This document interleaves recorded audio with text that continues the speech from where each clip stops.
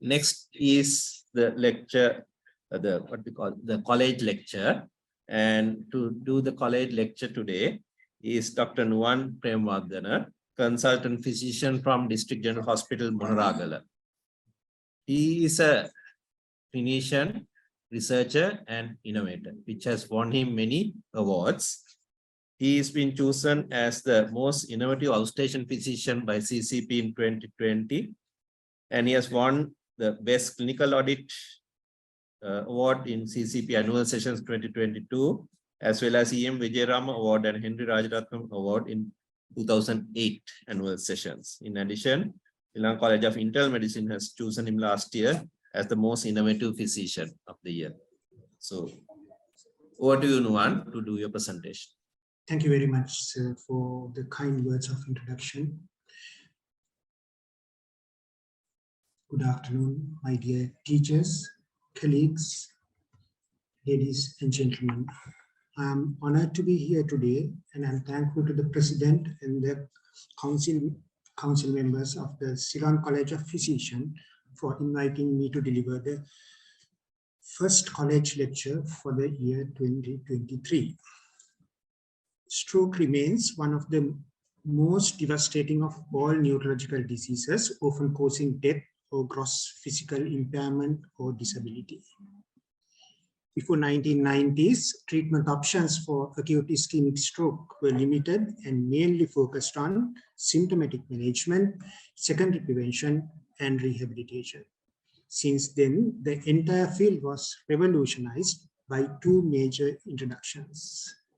The first groundbreaking innovation that dramatically transformed acute stroke care was FDA approval of IV tissue plasminogen activator in 1995. This was based on the landmark NINS trial by National Institute of Neurological Disease and Stroke. IV RTPA remained the mainstay of treatment for about 2 decades until 2015, when more sophisticated clinical trials showed robust outcomes of endovascular therapy. But even after the introduction of endovascular treatment, intravenous RTPA still remains the standard of care for patients with moderate to severe neurological deficits who present within 4.5 hours of symptoms. The discovery of thrombolytic agents goes back to 1930s, when it was shown that substance derived from bacteria, streptokinase and staphylokinase, a tissue fibrin kinase, urokinase, could activate the fibrinolytic system. Early studies with streptokinase and urokinase in acute ischemic stroke showed an increased risk of intracranial hemorrhage and lack of efficacy, which was associated with low fibrin specificity. In 1958, Sussman and others used fibrinolysin for thrombolytic therapy in cerebral artery occlusions under cerebral angiography. The search for new agents with a better risk-benefit profile continued. In 1979, tissue plasminogen activator was discovered. By 1983, it became possible to produce recombinant TPA, RTPA, which enabled clinical trials to be started. Since 1995, the current standard thrombolytic therapy for acute ischemic stroke has been established following the results of NINS-2 study. A time window up to 3 hours from the onset of stroke symptoms was recommended for TPA treatment. The 2008 ICAS study demonstrated the benefit of intravenous alteplase beyond the conventional 3-hour time window. This study effectively extended the window for alteplase to 4.5 hours. ICAS-3 contradicted the results of earlier negative trials, ICAS-2 and Atlantis-B. However, these earlier trials evaluated treatment windows up to 6 hours and had fewer patients between 3 and 4.5 hours. Again, in 2008, an observational study, SITS-STR, supported the benefit of altiplase up to 4.5 hours. But they emphasize that the fact the sooner altiplase is initiated, the more likely is to be beneficial. The benefits of intravenous RTPA in acute ischemic stroke are time dependent. Sooner the TPA is administered, better the outcome. Shorter door-to-needle times for TPA administration was associated with better long-term outcomes. Guidelines recommend a door-to-needle time of less than 60 minutes. Normally, guidelines recommend a door-to-needle time of less than 60 minutes. American Heart Association best practice goals suggests to maintain a door-to-needle time within 60 minutes for at least 75% of patients and a door-to-needle time of 45 minutes for at least 50% of patients who are treated with TPA.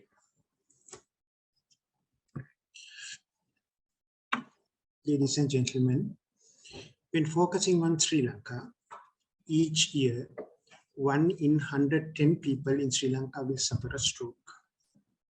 Stroke is a leading cause of adult disability, and it is the 5th leading cause of hospital deaths. The burden of stroke in Sri Lanka is high and steadily increasing. Accurate estimation of the burden is hampered by a paucity of epidemiological data. Monaragala is a rural district in Sri Lanka. It is the 2nd largest district of Sri Lanka with 0.5 million population. Majority lives in rural areas, are based on agriculture and receives a low income. District General Hospital Monaragala is the main referral center. Our hospital has the only CT machine in the district. Although the current best practice for acute ischemic stroke management is thrombolysis, hyperacute treatment protocols were not established till 2019 in Monaragala district. In November 2019, in the absence of a consultant neurologist, an intensive planning process was initiated to establish a physician-led hyperacute ischemic stroke thrombolysis service. Service was designed to cover Monaragala district as well as bordering regions of districts of Ampara and Badulla. In establishing the hyperacute stroke protocol at DGH Monaragala, training of the staff was considered a priority, but arranging and organizing the training was a challenge. 2 consultant neurologists agreed to contribute and help us. So we were able to organize 2 workshops for medical officers of ETU, PCU, and medical SHOs. They are the first contact medical officers at DGH Monaragala. The main objective of those 2 workshops were to provide proper training in NIHSS assessment, which is vital in identifying the correct patient for thrombolysis. A group of nursing officers attached to medical wards, PCU and ETU, were sent to Neurology Unit PGH Badulla for hands-on training on 2 occasions. They were trained under the supervision of consultant neurologist Dr. Srini Godavidanage and nursing officers of Neurology Unit PGH Badulla. Establishing treatment protocols and an operational system at DGH Monaragala was a challenge. We had to have several discussions with the medical supply division of the Ministry of Health to get down altiplase to Monaragala. Treatment protocol of hyperacute thrombolysis treatment for ischemic stroke was developed using NICE and HA guidelines and the current local protocol used in Provincial General Hospital, Badulla. A management protocol booklet was prepared outlining the pathway to be started as soon as a patient suspected of an ischemic stroke is encountered at DGH Monaragala. This booklet was prepared based on the protocols used in NHS UK and PGH Badulla. Dr. Anomali Vidanagamage contributed for further development of this booklet after she was appointed as the first consultant neurologist to DGH Monaragala in August 2020. Though her stay at DGH Monaragala was brief, she contributed positively to improve acute ischemic thrombolysis service at our hospital. We thrombolized our first patient with acute ischemic stroke on 27th March 2020 amidst the first wave of the COVID-19 pandemic. As in every center in Sri Lanka where thrombolysis has started, we have been struggling to get patients within the window period. The main reason behind is the lack of awareness among general public about availability of effective treatment for acute ischemic stroke. The major effort was made to minimize the presentation time of the patients. Nearly 25 hospitals in the district and the catchment area beyond the district borders were visited, and discussions were held with medical officers to improve early identification of stroke patients and to minimize their transportation time to DGH Monaragala. This is the area map indicating the hospitals of Monaragala and Ampara districts where educational programs were conducted. In addition to the DGH Monaragala, there are 3 base hospitals under the RDHS division of Monaragala. Awareness programs for all staff, including medical officers, nursing officers, assistant health staff, and ambulance drivers of these hospitals were conducted. Teachers were chosen as community leaders to pass the message to the village. Educational programs were held in identified schools in Monaragala district and in training areas beyond the district borders. Our team identified schools mainly in the Monaragala district and the training areas such as Panama, Potuvil, and Lahugala to hold awareness programs. This is the area map showing the schools of Monaragala and Ampara where we carried out awareness programs. We have developed 2 leaflets and 2 posters to create public awareness. We distributed those leaflets in our clinics and during our awareness programs. Posters were distributed to healthcare institutions and government officers to display on their notice boards. Thousands of copies of this informative leaflet were distributed among the general public of Monaragala district.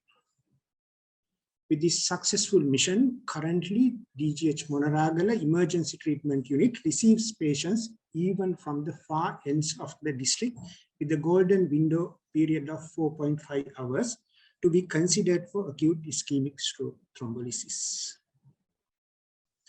This is the mapping of the residences of the patients who underwent thrombolysis from March 2020 to December 2022 at DGH Monaragala. You may appreciate that we have received patients for thrombolysis from almost all residential areas of the Monaragala district. Having established the hyperacute treatment protocol, the next challenge we faced was to create a favorable inward environment for the post-thrombolytic care of these stroke patients. Aiming a better patient outcome, we took steps to implement and improve the immediate inward care of the post-thrombolytic patients. In-service programs and workshops were organized, emphasizing the importance of multidisciplinary approach in immediate ward management of stroke patients. These were the topics and areas we discussed in the 2-day in-service training program. Inputs were given by physicians, neurologists, rheumatologists, and psychiatrists.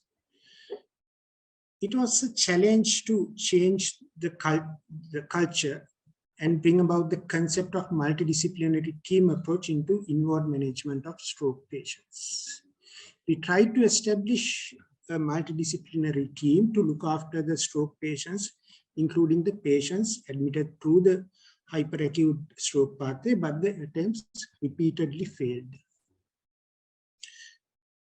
extremely busy clinical team with very high turnover of patients in medical wards was the main reason for the failure.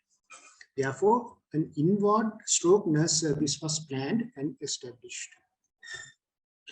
6 nursing officers were selected, and initially they received training at Rheumatology and Rehabilitation Hospital, Ragama, arranged by Dr. Aruna Caldera, consultant rheumatologist, DGH Monoragala.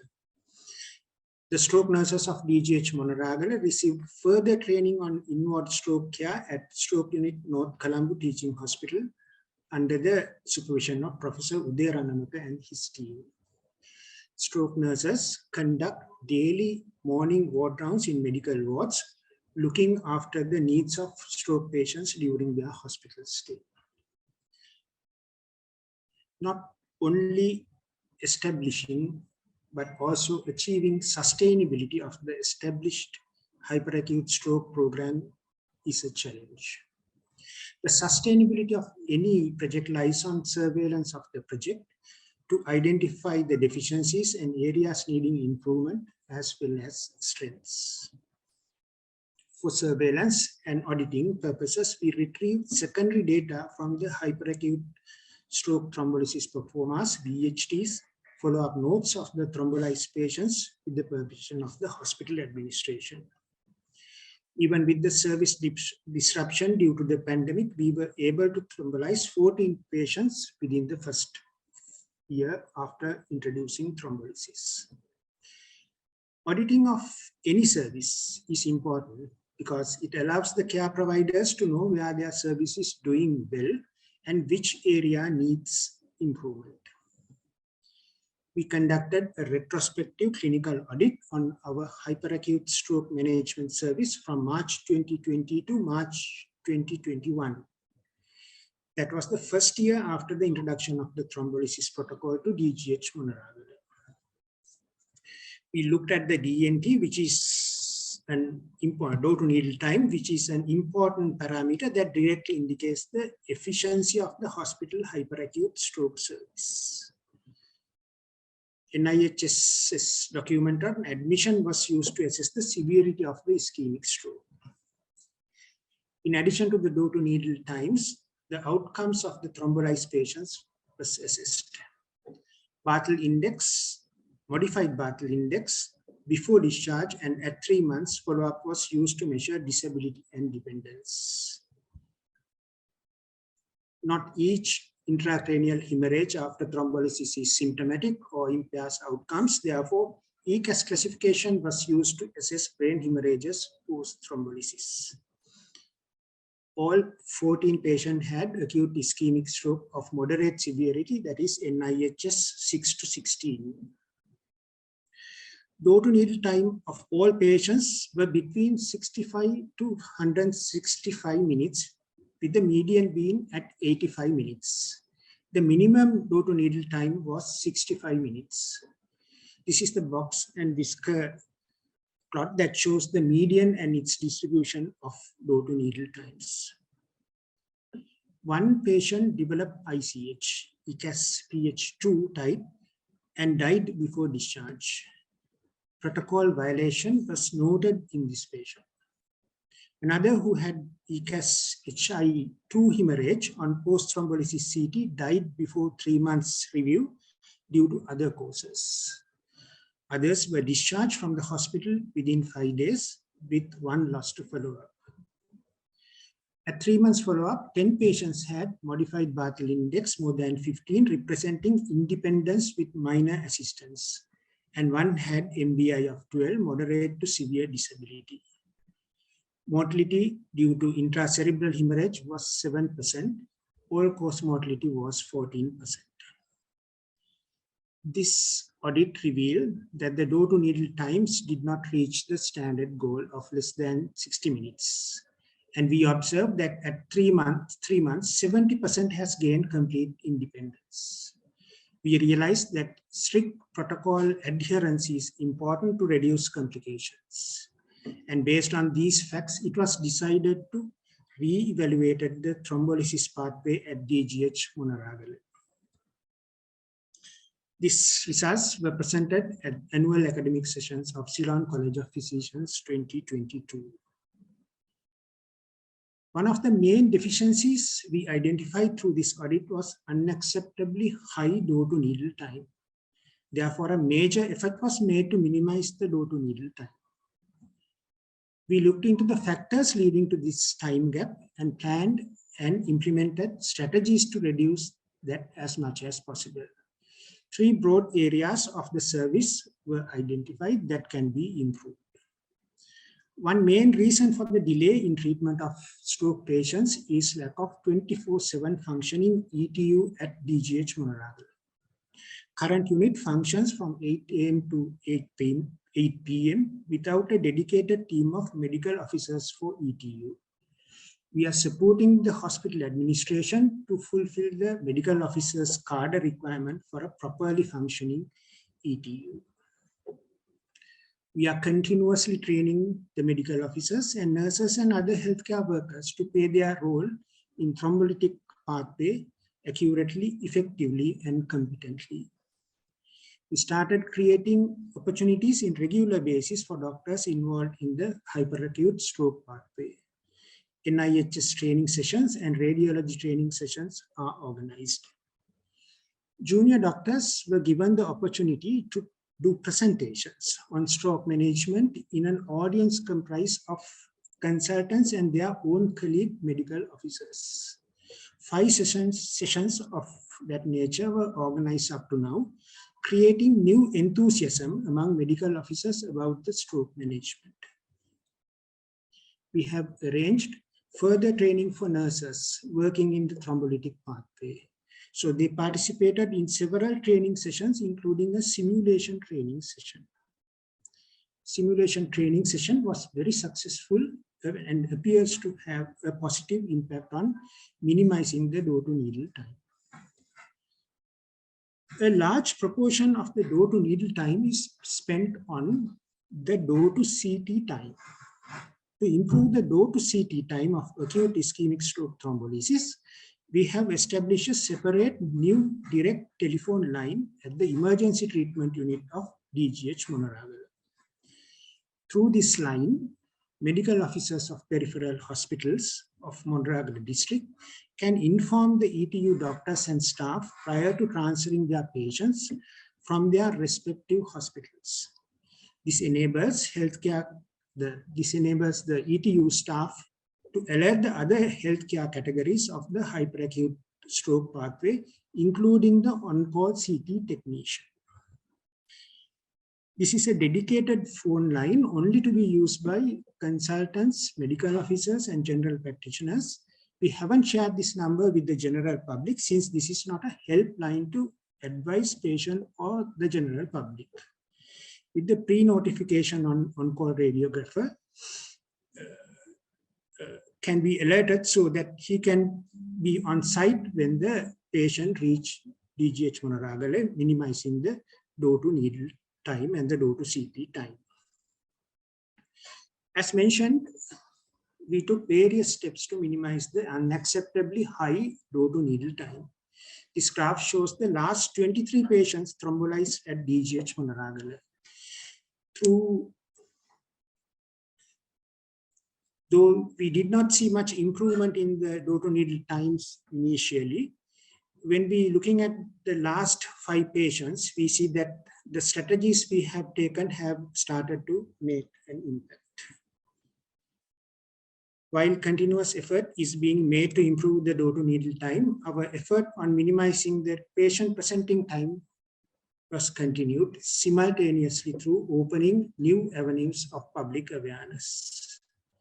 The public awareness video about the service of acute ischemic stroke thrombolysis at DGH Monaragala was created.